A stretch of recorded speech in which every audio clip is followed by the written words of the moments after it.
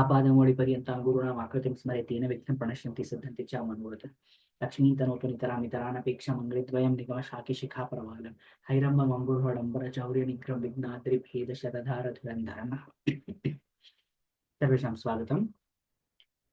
This is the Bhāvārtha session for the 39th shloka.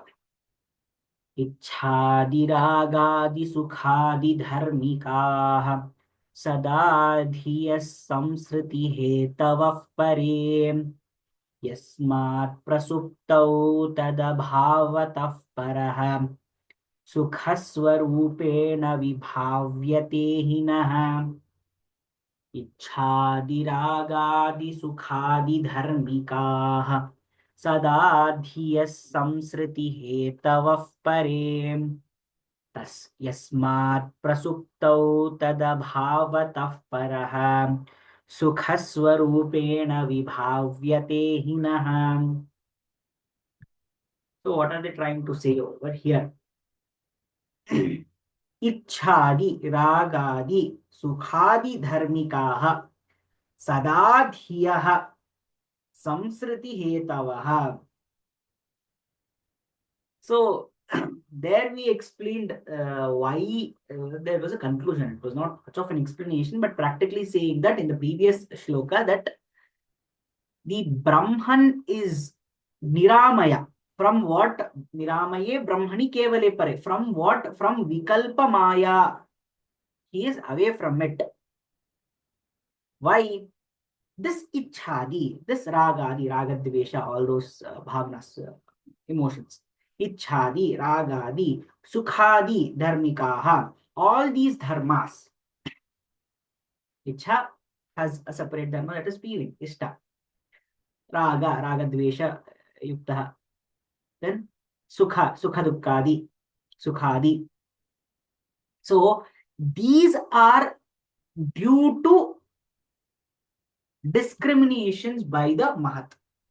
That is one thing to be understood. If I cannot discriminate, I will not feel any of this. Because let us think about it. If I have to like something, there has to be preference given. There has to be something that I have to denote saying that I like this better than that. If I cannot discriminate only, will Ichha come to be? Will Ishta come to be? Raga. I have to get some moha, raga, rage. How can I be angry at something? When my expectations are not met, I get angry. That means there is comparison going on. Like without any kind of distinction, without any kind of discrimination, how will that happen? Standards are set if comparison has to be done. Therefore, discrimination has to happen. Sukhadi, if I am completely indifferent to any kind of stimuli, I will not experience sukha only. I will not experience dukkha also. Because those emotions itself are not going to be processed. Basically, if I have to feel pain, I should have experienced a state of mind free of pain. Then I have to experience pain. Then I'll be able to say that I have to compare these two. Then I'll say that, okay, that is free of pain. This is pain. But if I'm not able to register that at all, then how will I be able to compare it? Why am I able to compare it? It is because of dhiyaha. Dhiyaha mahat buddhi. Sada dhiya samsriti hetavaha. Because the buddhi, the intellect has registered these things and therefore it has projected. Therefore, it has given raise to a discriminatory mind. Therefore, I'm able to do all these things. Now, when we think about it, Brahman, we have to go back to the chronology. Brahman is over here long before the birth of Mahat. Buddhi.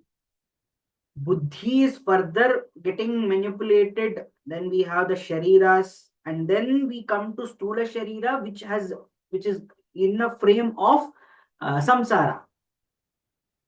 When we go beyond, when we go up, when we go regress, only after Mahat, we reach beyond Mahat, Buddhi, we reach Brahman. We look at the Panchakoshas also, we have to pass the Annamaya Kosha, Pranamaya Kosha, Vijnanamaya Kosha. We have to reach Anandamaya Kosha, which is the final realm. That means I have let gone of all these things, no? If I have let gone of all these things, if it is the buddhi that is the reason for this discriminatory power, and if I have let gone, if I have completely detached from it, then how can that discrimination or plurality reach the Brahman? So this is how they are framing the argument now. So we need to understand how the evolution has happened. When we regress, we need to understand this particular element of plurality is a result of the adhyasa which is created by the mind. But we are letting go of that mind only, that buddhi only we are letting go now.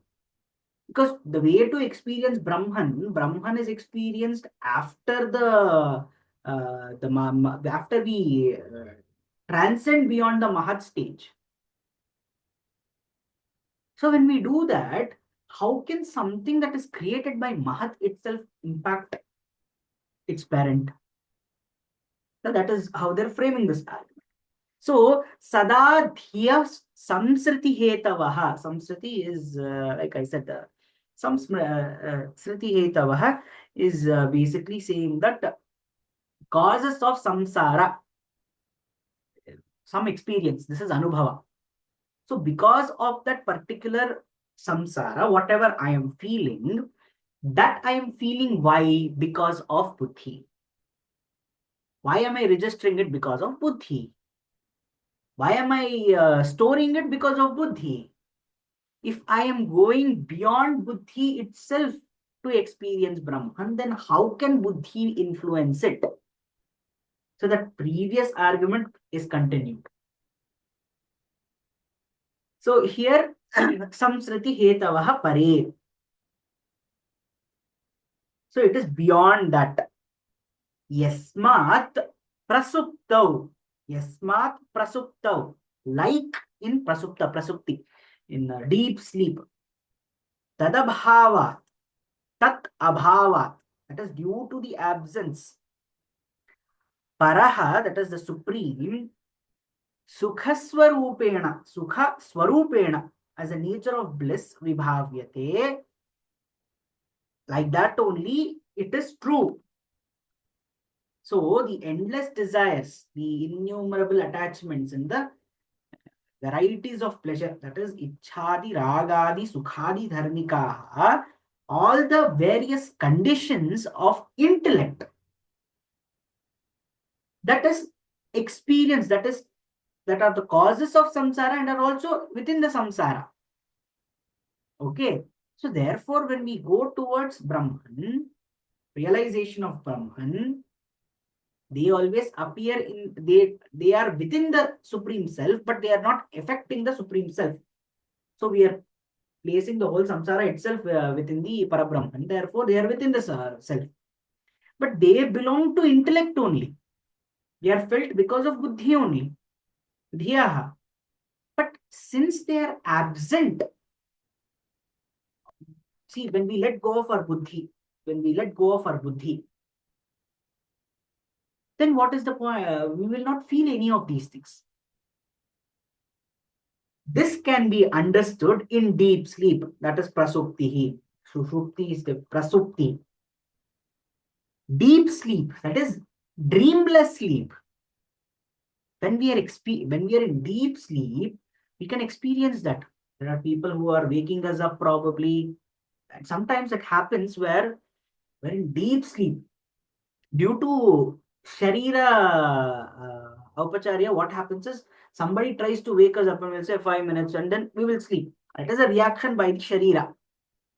Probably some element of the subconscious mind. But the deep unconscious mind, when we go to, that has let gone of the intellect. Therefore, sometimes when we wake up, when somebody says, I waked you up 30 minutes ago, I'm not even able to recall. Because there is no collection of that thought. I have not stored it anywhere. Because I let go of that intelligence itself at that point of time. So in Shukti, when intelligence is lacking, when we have let go, when there is complete detachment of buddhi also, we experience sukhaswarupena. Sukhaswarupa we experience. The comfort of that sleep we experience. Sukhaswarupena vibhavyate hinaha.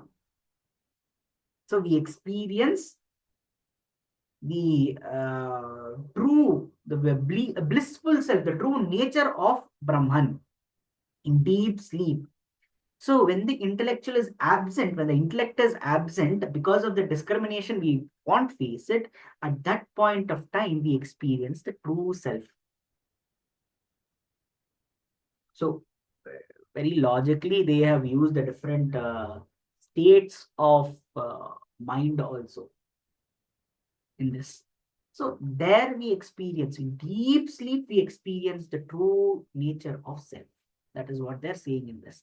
The same, that is the true example, that true illustration, and from there only we are able to understand that sukha, dukkha, the whatever are the dharmas, that is a result of dhya, that is the result of intellect.